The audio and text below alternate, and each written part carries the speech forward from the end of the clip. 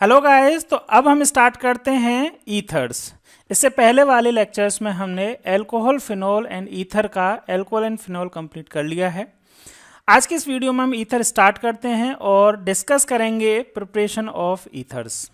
Ethers को बनाने के लिए दो मेथड्स यहाँ डिस्कस करेंगे। फर्स्ट मेथड है बाय डिहाइड्रेशन ऑफ अल्कोहल और सेकंड मेथड ऑफ प्रिपरेशन होगा ईथर्स का, वो होगा विलियमसन्स सिंथेसिस, या इसको विलियमसन्स ईथर सिंथेसिस बोला जाता है। ठीक है, तो पहली रिएक्शन के बारे में डिस्कस कर लेते हैं। फर्स्ट रिएक्शन है bye dehydration of alcohol.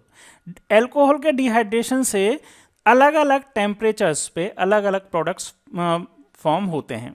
Dehydrating agent जो होता है वो कॉन्सेंट्रेटेड H2SO4 लिया जाता है।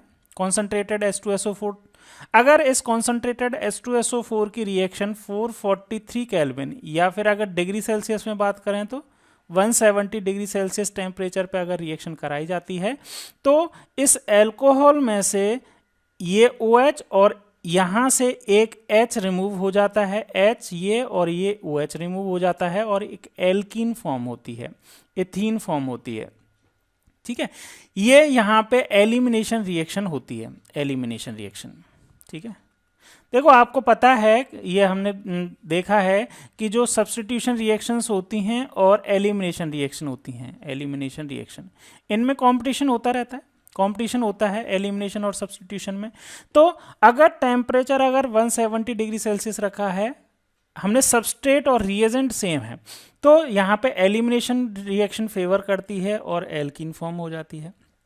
लेकिन वहीं पे अगर हम टेम्परेचर जो है वो थोड़ा सा कम कर दें, कम कितना कर दें, 443 केल्विन, यानी कि डिग्री सेल्सियस में इसको लिखूं तो मैं 140 डिग्री सेल्सियस, इतना 330 डिग्री सेल्सियस टेम्परेचर अगर हमने कम कर दिया तो यहाँ पे SN2 रिएक्शन मैकेनिज्म फॉलो होती है और फॉर्म होती हैं ईथर। यहाँ पे ईथर फॉर्म हो जाती हैं।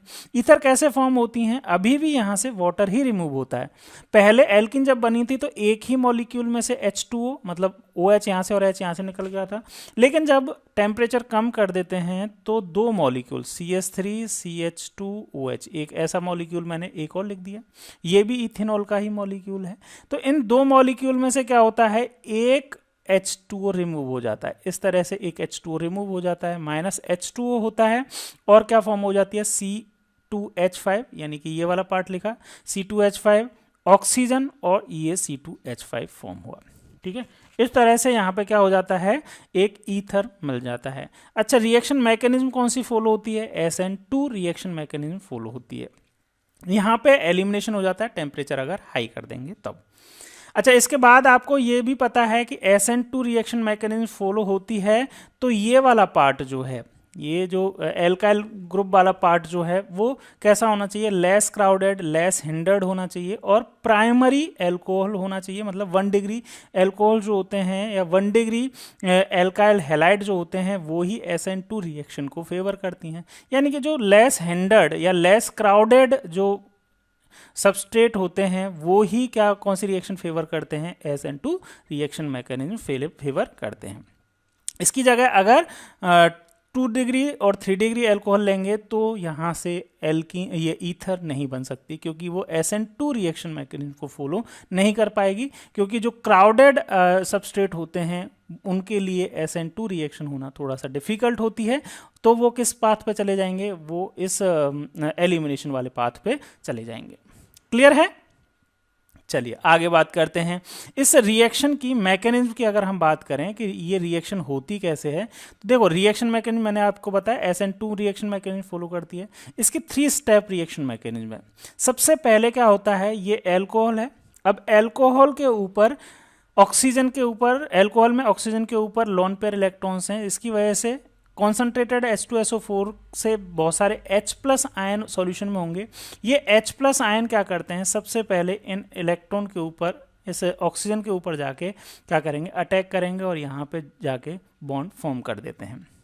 और जैसे ही यहाँ पे H+ जो है इसके पास कोई इलेक्ट्रॉन नहीं है, ये इन दोनों इलेक्ट्रॉन्स को लेके बॉन्ड फॉर्म कर रहा है, तो इस ऑक्सीजन के ऊपर क्या आ जाएगा, प्लस चार्ज आ जाएगा।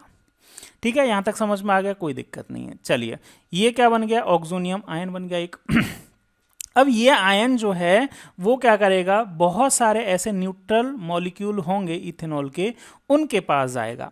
अब इसको जो इंटरमीडिएट आयन बना है इसके बारे में अगर थोड़ी सी बात करें तो ये देखो इसमें क्या हो क्या रहा है। इसमें क्या हो रहा है, ये ऑक्सीजन के ऊपर पॉजिटिव चार्ज है। ऑक्सीजन एक इलेक्ट्रोनेगेटिव एलिमेंट है और इसके ऊपर पॉजिटिव चार्ज होना मतलब ये बहुत ज़्यादा अनस्टेबल है। तो ये क्या करेगा, ये इन बॉन्डेड इलेक्ट्रॉन्स को, कार्बन और ऑक्सीजन के बीच में जो बॉन्डेड इलेक्ट्रॉन है इनको अपनी तरफ अट्रैक्ट करेगा, क्योंकि ये मोर इलेक्ट्रोनेगेटिव है और इसके ऊपर पॉजिटिव चार्ज आ गया तो और ज़्यादा इलेक्ट्रोनेगेटिविटी इसकी एनहांस हो गई।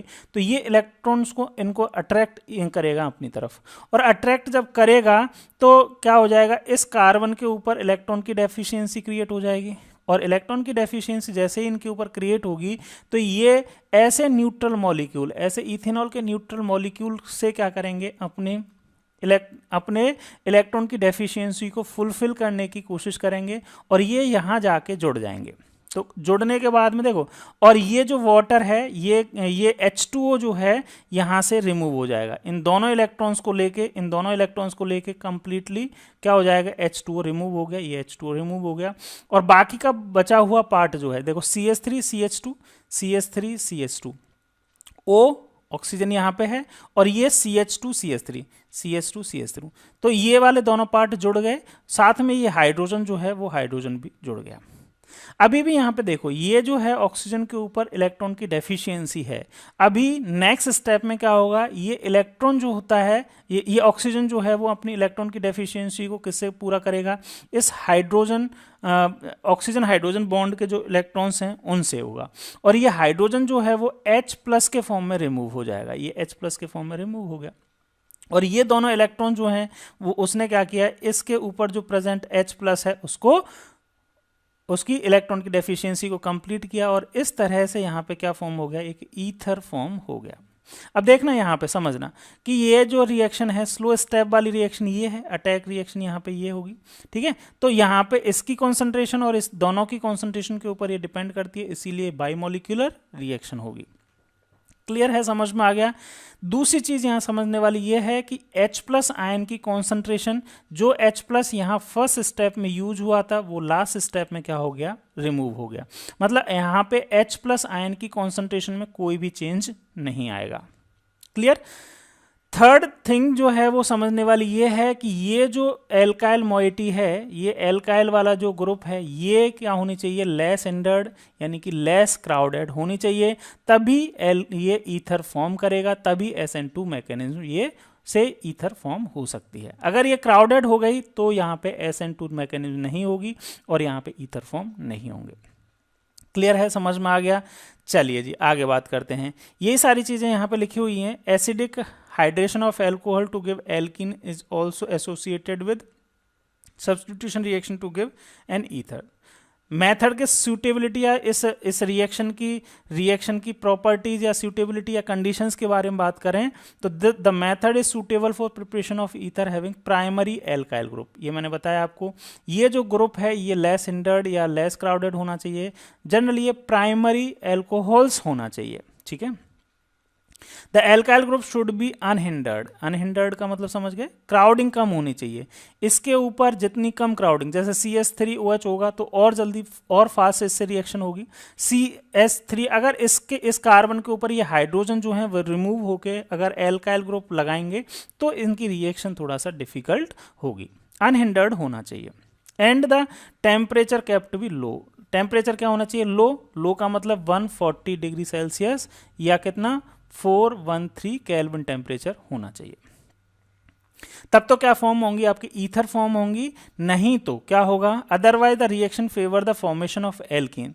The reaction follows SN1 pathway when the alcohol is secondary और टर्सरी। ठीक है, अगर एल्कोहल, ये वाले एल्कोहल जो हैं वो अगर सेकेंडरी या टर्सरी होंगी तो SN1 रिएक्शन मैकेनिज्म फॉलो होगी, ठीक है, जिसको हम अभी यहाँ पे इसके बारे में मैकेनिज्म नहीं दी गई है, उसको आगे पढ़ेंगे, आगे की क्लासेस में पढ़ेंगे। However the dehydration of secondary and tertiary alcohol to give corresponding ether is unsuccessful as elimination compete over the substitution as a consequence alkene are easily formed। Clear है? तो कहने का मतलब जो है ओवरऑल इसमें दो चीज़ें याद रखें कि इसकी कंडीशंस क्या है। टेम्परेचर जो है वो क्या होना चाहिए, लो होना चाहिए, मतलब टेम्परेचर जो है वो 140 डिग्री सेल्सियस के आसपास होना चाहिए, 140। अगर टेम्परेचर इंक्रीज हो गया तो एलिमिनेशन फेवर करेगी।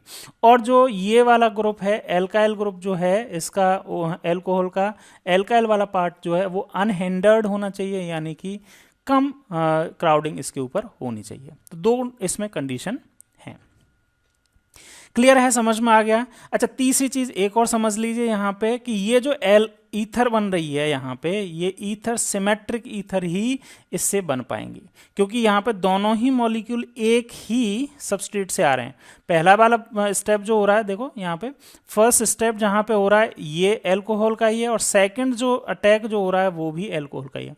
मतलब इनसे symmetrical alkenes, symmetrical ethers form होंगी। सिमेट्रिकल का मतलब क्या है, ऑक्सीजन के दोनों तरफ जो एल्काइल ग्रुप हैं वो दोनों सेम होंगे, तो इनको बोलेंगे सिमेट्रिकल ईथर। अनसिमेट्रिकल ईथर का मतलब इस ऑक्सीजन के एक साइड में एक टाइप का एल्काइल ग्रुप है और दूसरे साइड में दूसरे टाइप का एल्काइल ग्रुप है, तो उनको बोलेंगे अनसिमेट्रिकल ईथर्स। अच्छा, इससे सिमेट्रिकल ही बनती हैं, लेकिन अगर नेक्स्ट जो मेथड हम पढ़ने वाले हैं वो काफ़ी इंपॉर्टेंट मेथड है, और उससे सिमेट्रिकल और अनसिमेट्रिकल दोनों ही टाइप की ईथर्स बनाई जा सकती हैं। और इस मेथड का नेम है क्या, विलियमसन्स सिंथेसिस। बहुत ज़्यादा इंपॉर्टेंट रिएक्शन है, याद रखें। सबसे पहले तो इस रिएक्शन के क्या क्या याद रखने हैं आपको, रिएजेंट याद रखने हैं, और रिएजेंट और सबस्ट्रेट याद रखना है। तो सबस्ट्रेट जो होता है वो क्या लिया जाता है, एल्काइल हैलाइड लिया जाता है। रिएजेंट जो होता है वो क्या लिया जाता है, सोडियम एल्कोक्साइड लिया जाता है। और इससे क्या फॉर्म होती है, ईथर और सोडियम हैलाइड फॉर्म होता है। क्लियर है? अब यहाँ याद रखने वाली बात क्या है, यहाँ कंडीशंस याद रखनी है। देखो ये एल्काइल ग्रुप जो होती है ना, ये एल्काइल ग्रुप ये कैसी होनी चाहिए, लेस हिंडर्ड। एल्काइल जो है वो लेस हिंडर्ड होनी चाहिए। लेस हिंडर्ड का मतलब क्या है कि ये जितना छोटा होगा, जैसे CH3X की जगह Br ले लेता हूँ, CH3 Br। इसके अलावा ये वाला पार्ट जो है वो चाहे बड़ा हो, इसका R वाला पार्ट बड़ा हो या छोटा हो, उससे कोई ज़्यादा फर्क नहीं पड़ता है। ठीक है, तो यहाँ पे जो ईथर होगा वो फॉर्म हो जाएगा। आगे इसकी अगर रिएक्शन देखें एक एग्जांपल लेके, तो ये और इजीली समझ में आ जाएगा। जैसे मैंने सोडियम एल्कोक्साइड की जगह ये टर्शरी ब्यूटॉक्साइड लिया, 1 2 3 4 ही है ना, ब्यूटिन, तो ब्यूटॉक्साइड है। सोडियम ब्यूटॉक्साइड लिया मैंने। सोडियम ब्यूटॉक्साइड की रिएक्शन किससे करवाई, लेस हिंडर्ड या CH3Br से करवाई। अब देखना, ध्यान देना इसमें कि जब CH3Br जो होता है ना, इसमें ये वाला पार्ट Br ब्रोमाइन जो होता है ना, वो इलेक्ट्रॉन्स को अपनी तरफ अट्रैक्ट कर लेता है, तो ये ब्रोमाइन तो नेगेटिवली चार्ज होता है, इसके ऊपर पॉजिटिवली चार्ज होता है। अब इसका अटैक जो होता है, इस एल्कोक्साइड का अटैक जो होता है इस सोडियम के ऊपर करना होता है। तो सोडियम के ऊपर ये इजीली अटैक कर सकता है, पॉजिटिव चार्ज है, और ये आराम से अटैक कर लेगा। तो ये क्या फॉर्म हो जाता है हमारे पास, ये ईथर फॉर्म हो जाता है। लेकिन अगर कंडीशन अपोजिट कर दें, कंडीशन अपोजिट का मतलब क्या है, ये जो ब्यूटॉक्साइड वाला पार्ट है इसके साथ में ये ब्यूटाइल वाला पार्ट जो है इसके साथ में हम ब्रोमाइन अटैच कर दें, और इस ब्रोमाइन की जगह इसको क्या बना दें, सोडियम मिथॉक्साइड ले लें। ठीक है, तब क्या कंडीशन होंगी, तब समझना, तब क्या कंडीशन बनेगी, तब ये ईथर फॉर्म ही नहीं हो सकती। क्यों नहीं होगी, उसका रीज़न क्या है, देखो यहाँ तो क्या है, पॉजिटिव चार्ज बन जाएगा। ठीक है, और ये एल्कोक्साइड जो है, मतलब मिथॉक्साइड जो है, मिथॉक्साइड अब अटैक करने आएगा यहाँ पे। अब ये ब्रोमाइन है ना, ध्यान देना इसको, ये ब्रोमाइन है। ब्रोमाइन के ऊपर ऑलरेडी क्या है, ब्रोमाइन जो है ऑलरेडी क्या है, इलेक्ट्रोनेगेटिव, मतलब इसके ऊपर ऑलरेडी इलेक्ट्रॉन की डेंसिटी अच्छी खासी है। तो ये नेगेटिव चार्ज जो है इस पॉजिटिव के ऊपर अटैक करने आ रहा है, तो इसके इलेक्ट्रॉन क्लाउड, ब्रोमाइन के इलेक्ट्रॉन क्लाउड से क्या होगा, रिपेल होगा, तो यहाँ से ये इसका अटैक नहीं हो पाएगा। अच्छा, ये क्या करेगा, दूसरी साइड से अटैक करने की कोशिश करेगा, यहाँ से अटैक करे इसके ऊपर, यहाँ पे ये बल्कि ग्रुप लग गया, यहाँ से नहीं हो रहा है तो चलो यहाँ से करके देखें, यहाँ पे भी बल्कि ग्रुप लग रहा है, यहाँ नहीं हो रहा तो यहाँ से करके देखें, यहाँ पे भी बल्कि ग्रुप लग रहा है। तो चारों तरफ से इसका अटैक जो है किसका, न्यूक्लियोफाइल का अटैक जो है वो हो ही नहीं पाएगा। तो क्या करेगा, इसके पास एक और ऑप्शन है। क्या ऑप्शन है कि इसके जो 3 कार्बन है, 3 हाइड्रोजन जो हैं, इनको मैं इस तरह से लिख दूं CH2H। अब ये जो है इसके पास तो नेगेटिव चार्ज है, तो ये क्या करेगा, इसके पास इधर जैसे जाएगा तो यहाँ तक पॉजिटिव चार्ज तक नहीं जा रहा है, लेकिन हाइड्रोजन जो है, इसके चारों तरफ हाइड्रोजन जो है, उनमें से एक हाइड्रोजन को क्या करेगा, बुलाएगा, ललचाएगा, बोलेगा कि एक इलेक्ट्रॉन मैं तुम्हें देने को तैयार हूं, तुम्हारे पास इलेक्ट्रॉन की डेफिशिएंसी है, तुम इन इलेक्ट्रॉन्स को छोड़ो और मेरे साथ आ जाओ। तो ये क्या करेगा, इसको H+ को अपनी तरफ ले लेगा, मतलब ये किसकी तरह बिहेव करेगा, बेस की तरह बिहेव करेगा, और H+ को एब्स्ट्रैक्ट कर लाएगा। और जैसे H+ को एब्स्ट्रैक्ट करेगा तो ये जो इलेक्ट्रॉन्स हैं, ये जो बचे रह जाएंगे ये इलेक्ट्रॉन्स, ये क्या करेंगे, बॉन्ड बनाएंगे और डबल बॉन्ड यहाँ पे बना देंगे, और इस तरह से यहाँ पे क्या फॉर्म हो जाएगी, एक एल्कीन फॉर्म हो जाएगी। क्लियर है। तो आप ध्यान देना, यहाँ पे समझ गए होंगे कि विलियमसन ईथर सिंथेसिस में हमें क्या याद रखना है। विलियमसन ईथर सिंथेसिस में Rx जो लेना है, मतलब एल्काइल हैलाइड लेना है, वो 1 डिग्री लेना है, ठीक है। और जो एल्कोक्साइड लेना है RONA, इसमें ये 2 डिग्री, 3 डिग्री, 1 डिग्री कोई भी ले सकते हैं, वो इजी है, ठीक है। तो यहाँ पे याद रखने वाली बात ये है कि एल्काइल हैलाइड जो होगा वो लेस हिंडर्ड या फिर 1 डिग्री लेंगे। लेस हिंडर्ड, 1 डिग्री बोलूँ, या इसको मैं क्या बोल सकता हूँ, लेस क्राउडेड या लेस हिंडर्ड क्राउडेड, ठीक है। क्या बोला था मैंने, Rx जो है वो लेस क्राउडेड होना चाहिए, क्राउडेड, या इसको बोल सकता हूँ सीधा 1 डिग्री होना चाहिए, ठीक है। उसके अलावा एल्कोक्साइड जो होगा वो कोई सा भी हो सकता है। और इस मेथड से हम कोई भी ईथर बना सकते हैं। कोई भी ईथर कैसे बना सकते हैं, इसकी जगह कोई भी ले लो, CH3Br ले लिया। अच्छा, एल्कोक्साइड जो है मिथॉक्साइड ही ले लो, ये वाला है ना।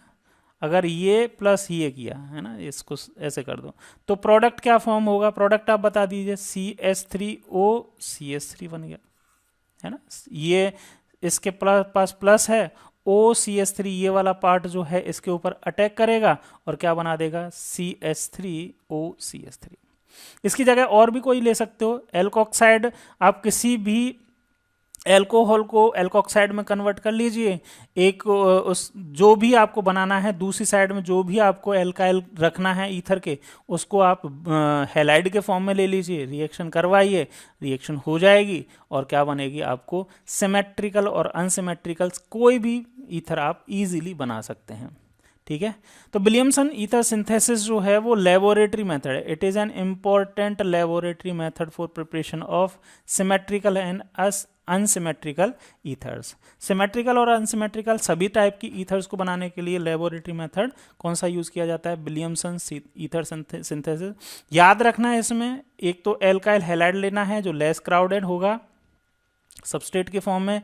रिएजेंट जो लिया जाता है वो सोडियम एल्कोक्साइड लिया जाता है, एल्कोक्साइड, ये रहा सोडियम एल्कोक्साइड लिया जाता है। सोडियम एल्कोक्साइड की रिएक्शन जब एल्काइल हैलाइड से करवाते हैं तो SN2 रिएक्शन को, the reaction involve SN2 attack of alkoxide, ठीक है। SN2 रिएक्शन मैकेनिज्म को फॉलो करता है और ईथर मेन प्रोडक्ट फॉर्म होता है। इस रिएक्शन को विलियमसन सिंथेसिस कहा जाता है, ठीक है।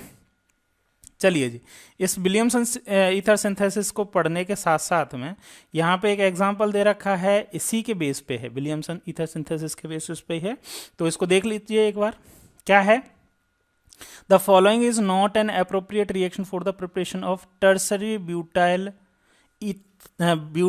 इथाइल ईथर, ठीक है। एक साइड में हमें क्या लगाना है, टर्सरी ब्यूटाइल इथाइल लगाना है, ठीक है, टर्सरी ब्यूटाइल, और दूसरी साइड में क्या लगाना है, हमें इथाइल लगाना है, मतलब ये वाला, ये तो एक साइड में तो ये लगाना है और दूसरे साइड में हमें ये लगाना है, ठीक है। तो आप समझ ही गए होंगे कि जो लेस क्राउडेड है उसका तो हमें क्या बनाना है, यस, एल्काइल वो हैलाइड बनाना है, तो इसका हैलाइड बना देंगे, ये वाला इसका हैलाइड बनाना होगा C2H5X, और इसका क्या बनाना होगा, सोडियम एल्कोक्साइड बना देंगे, तो हम रिएक्शन करा सकते हैं। अच्छा, क्वेश्चन देख लेते हैं, क्वेश्चन में पूछ क्या रखा है। ये तो हमने अभी जो समझा है विलियमसन सिंथेसिस से, वो हमने बताई। ठीक है, चलिए हम क्वेश्चन पढ़ लेते हैं। क्वेश्चन में क्या बोला है, what would be the major product of this reaction. अब देखो यहाँ पे रिएक्शन जो है C2H5ONa और यहाँ पे ये Cl, तो ये तो क्या हो गया, उल्टा हो गया काम। कैसे, ये जो है उसमें तो यहाँ से नेगेटिव पार्ट C2H5O जो इथॉक्साइड है वो इथॉक्साइड अटैक करने जाएगा, तो अटैक तो यहाँ इस पॉजिटिव चार्ज पॉजिटिव पे हो नहीं पाएगा। क्या करेगा वो, एक क्या कर देगा, यहाँ से किसी भी इसमें से किसी में से भी एक में से हाइड्रोजन लेके निकल जाएगा, और हाइड्रोजन लेके निकलेगा तो क्या बनेगा, मेजर प्रोडक्ट जो होगा इसका क्या बन जाएगा, आप बता दीजिए। अभी जस्ट किया ही है ना इस तरह का, तो मेजर प्रोडक्ट जो है वो बन जाएगा, ये नहीं बनेगा मेजर प्रोडक्ट बनेगा जी क्या, CH3C double bond CH2 and CH3, ये बनेगा मेजर प्रोडक्ट। ठीक है, right suitable reaction for the preparation of tertiary butyl ether.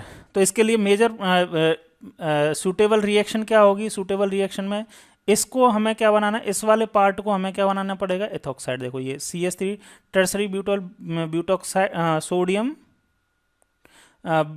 Butoxide जो है सोडियम ब्यूटॉक्साइड, हमें क्या लेना पड़ेगा, ये रिएजेंट लेना पड़ेगा, और इसका इथाइल का क्या बनाना पड़ेगा, हैलाइड लेना पड़ेगा, तब विलियमसन ईथर सिंथेसिस होगा। यहाँ पे ये पॉजिटिव चार्ज बनेगा और इस पॉजिटिव के ऊपर ये नेगेटिव इजीली अटैक करेगा क्योंकि लेस हिंडर्ड है, और फाइनली यहाँ पे प्रोडक्ट फॉर्म हो जाएगा tertiary butyl ethyl ether, tertiary butyl ethyl ether product form हो जाएगा। क्लियर है, तो ये विलियमसन ईथर सिंथेसिस के ऊपर ही क्वेश्चन है जो अभी हमने डिस्कस किया था। चलिए आगे बात करें। Okay, phenols are also converted to ether by this method. तो फिनॉल को सबसे पहले किस में कन्वर्ट कर लेंगे, सोडियम से रिएक्शन करके सोडियम फिनॉक्साइड में। ठीक है, फिनॉक्साइड मोइटी बन गई, और उसकी रिएक्शन फर्दर किससे करवा देंगे, हम एल्काइल हैलाइड से करवाएंगे। और एल्काइल हैलाइड जो होगा वो कैसा होगा, लेस हिंडर्ड लेना होगा, लेस हिंडर्ड या लेस क्राउडेड लेना होगा। तो क्या हो जाएगा, यहाँ पे इसके ऊपर फिनॉक्साइड की अटैक होगा R+ के ऊपर, और क्या फॉर्म हो जाएगा, यहाँ पे ईथर फॉर्म हो जाएगा। तो इस तरह से हम फिनॉल को भी किस में कन्वर्ट कर सकते हैं, ईथर में कन्वर्ट कर सकते हैं विलियमसन सिंथेसिस के थ्रू। तो ये हमने बात की ईथर सिंथेसिस की रिएक्शंस के बारे में। अब आने वाले नेक्स्ट लेक्चर में हम डिस्कस करेंगे फिजिकल प्रॉपर्टीज ऑफ ईथर की। चलिए मिलते हैं नेक्स्ट लेक्चर में। Thank you.